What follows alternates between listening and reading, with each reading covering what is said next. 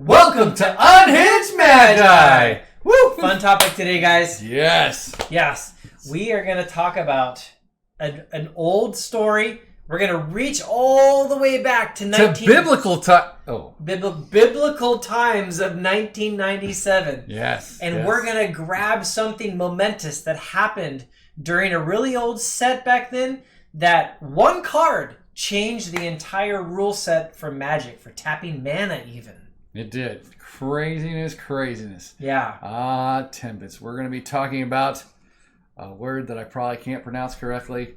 Abeyance. Yep, in Weatherlight. Of course, I'm known for not saying names correctly, so that's pretty normal. Yeah, so Abeyance is kind of like a really tough one, but okay, so this is the card, you guys. It is Abeyance. And back in 1997, this card was being referred to as the White Time Walk. And the reason was because the card had this amazing ability that was literally nearly as good as Time Walk, but with a cantrip.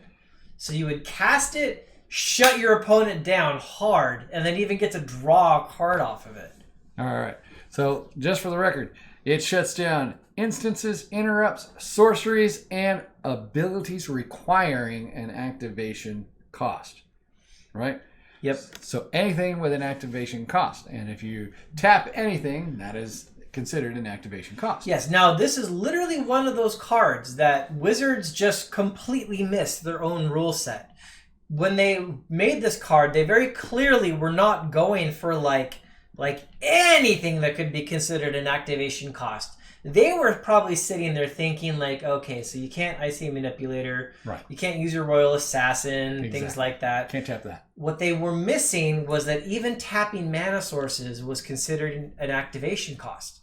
And that's why this card was effectively considered the White Time Walk. Because like if your opponent starts his turn, he untaps. As soon as you got priority, bam! Hit him in the face with Abeyance. He's done. Yep. He could respond and put something on the stack, right? But that's it. All he had was his upkeep, and he was done. Next turn. Yep.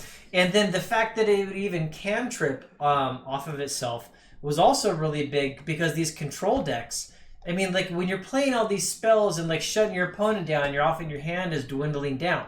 But being able to draw a card again, it just easily pushed you into those later turns where you had your mana base was more established. Your opponent didn't get to do aggression.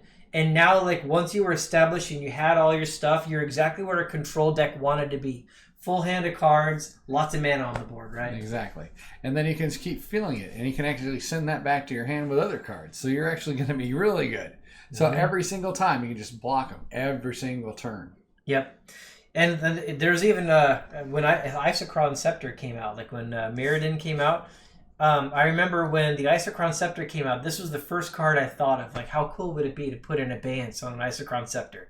Because I so fondly remembered what it was like during that, 1997 time period after Weatherlight came out, but before they actually changed the rule set to actually stop Abeyance from just shutting people down.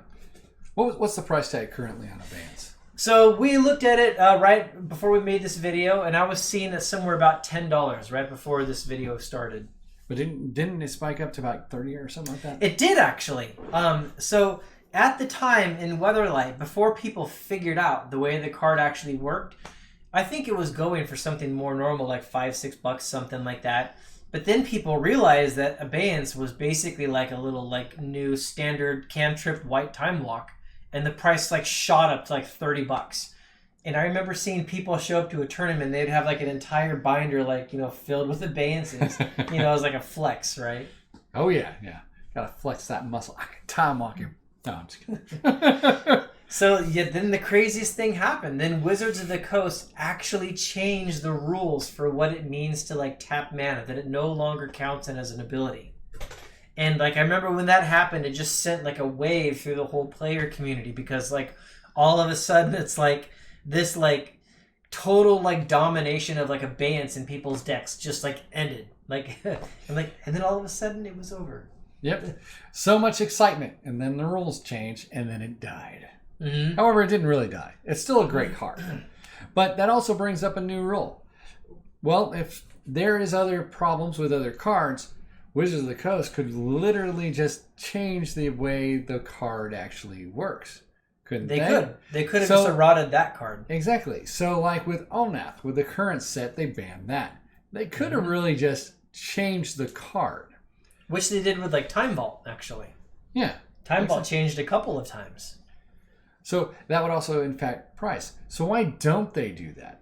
Instead of banning cards, why doesn't Wizards of the Coast actually just change the way it functions? That's a good question, because the only card I knew about that really was playing into that whole, like, you know, abilities, like tapping lands and ability, was Abeyance. But maybe they were just looking forward to and thinking that, like, they were either planning on doing other cards that were like it and they were worried about it and they just wanted to remove that dependency or something like that. I'm sure there must have been discussions that happened within the walls of Wizards of the Coast. Oh, yeah. Sure. I would have loved to have been a fly on the wall for that one.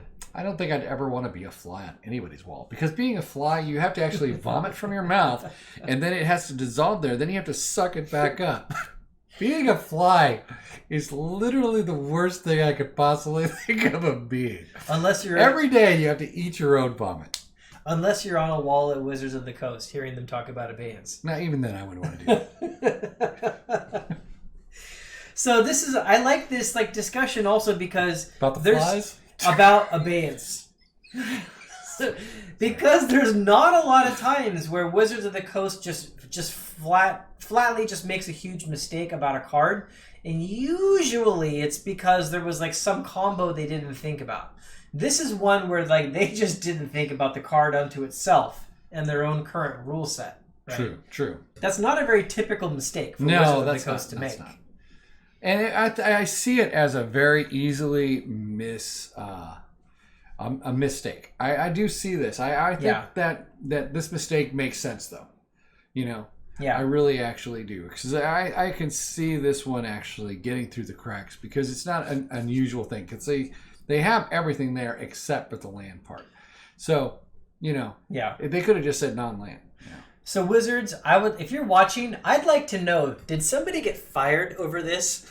I seriously doubt someone got fired over that. That's not going to affect Probably boxes. Not. Probably Wizards of the Coast not. wants to sell boxes. It was fine. They just didn't want to destroy the game, so they fixed the glitch. Yeah. That makes the most sense. Now, but what would happen if this was printed off in Standard? Because this is actually a really good card. It is a good card. You know, you can't say it's not a good card. I mean, just the fact that it cantrips unto itself. There's decks out there that'll play anything that can actually cantrip, and it's a 1 white and a colorless instant that has a useful ability in cantrips. Yeah, and you can actually set down people from counterspelling your spells and all that kind of stuff. Yeah, that was like, I think it's probably its main use afterwards. Because if I was going to play a combo deck and I'm about to combo out, then Abeyance would be a great card to bring in, because at the start of my turn when I'm setting up to combo, I would Abeyance them, and that's a must counter. If they're going to counter, they have to counter. Exactly. Because otherwise now they can't if they didn't, right? So I'd like to see this run in actual Standard. That'd be kind of a cool reprint. Mm-hmm. In the Standard block. I don't want them putting it in Modern Masters or anything else that's already there. Yeah. I want to see how it reacts into Standard. You know what's kind of sad, though, is that the card actually says it shuts down interrupts. Because like shortly afterwards, the interrupts just went away. Well, you know what? They should, even if they do reprint the card, they need to still type interrupts. I don't care. They will bring it back. There. Yeah. You know that's true. They should come out with another set that's in Dominaria and put interrupts back just for that set. Until it rotates out. Make everyone's heads just go. Because they're like, okay, I have a counter spell here. Is it an interrupt? And they're like, no, it's an instant. It says interrupt. Yeah, exactly. but it says it. And they're like, but his counter spell is like Mercadian Mask, and it doesn't say interrupt. But his does. Because his is alpha. Well, actually, there is a misprint in alpha for, I think it's Red Elemental Blast, where it's actually labeled instant. Oh, really? Yeah. Hold on. Keep talking. I'll look it up. Blah, blah, blah, blah, blah, blah. I'm going to read from the phone book sure while he pulls out his phone. Yes. Johnson.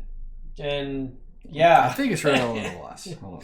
So anyways, yeah, it was a really memorable time when Abeyance came out, and it just like changed everything, because I was really enjoying like the blue-white control decks, like right around that 1997 kind of time frame. Boom. And having Oh yeah, there you go. Red There Elemental it Blast is. is an instant. It is an instant, therefore, and since Alpha came first, it is always going to be an instance from now on. This also makes me think of the Skull Clamp. Remember when that came out, how much that actually impacted the game? I do not. Oh, you didn't? Oh, you missed Skull Clamp? Do you know what Skull Clamp is? I do. I have that, I believe. No, so for any of you that's not familiar with it, Skull Clamp is a 1-drop artifact that I think it gives a creature -2 defense, and then like if the creature it's like +1 attack or something, like it's like +1 -1. I'll have to go look it up. You probably got it on the screen. I'm gonna put it on the screen right now. It's probably right here. Big point is though, like it took off from the toughness of the creature, and when the creature died, the creature's owner would draw 2 cards. And so people quickly realized that this is actually a draw engine. You put it on my face? The card? So it was a draw engine, and then people would actually, I think Mike Long even built a Type 1 deck, like Suicide Virus or some special name that he had for it, where like the Skull Clamp would just kill creatures and cycle and draw crazy cards until it would combo out. But that was another mistake that Wizards made. And I guess that one happened, like I heard at the last minute, like right before they put Skull Clamp out. It like wasn't as good, and then they changed it like at the last minute and said instead of drawing 1 card, you draw 2 or something like that. They did some change that just took it from like being an okay card to like, oh, what are you guys doing? And I remember seeing it when I first saw that card. Like I pulled it out of a pack and I was like, what are they thinking? This is stupid. This card is so good. Because what I would typically do all the time is like, if I had a creature and I was attacking, just put a Skull Clamp on it. I'm like, yes, please kill it. I draw 2 cards. That's great. Go for it. I loved it, right? Yeah, because you're going to drive your weenies right into your opponent. Yeah, because you're going to drive your weenies right into your opponent. Yep. That makes sense to me. I would. Yep. You could even use it, like I even used it in Vintage with a deck that had Goblin Welder. I guess and I would put an artifact creature on Skull Clamp, and then I would use my Goblin Welder, and I would trade a creature in the graveyard and one that's like in play. But since the creature was in play, went to the graveyard, I would get to draw 2 cards, even though like I got an artifact back into play. It was just such a neat little trick, way to kind of keep things going, right? Nice. Yeah. They should actually reprint that one. Skull Clamp? Yeah, why not? It broke the game so bad. Don't you? That's what they're kind of trying to do.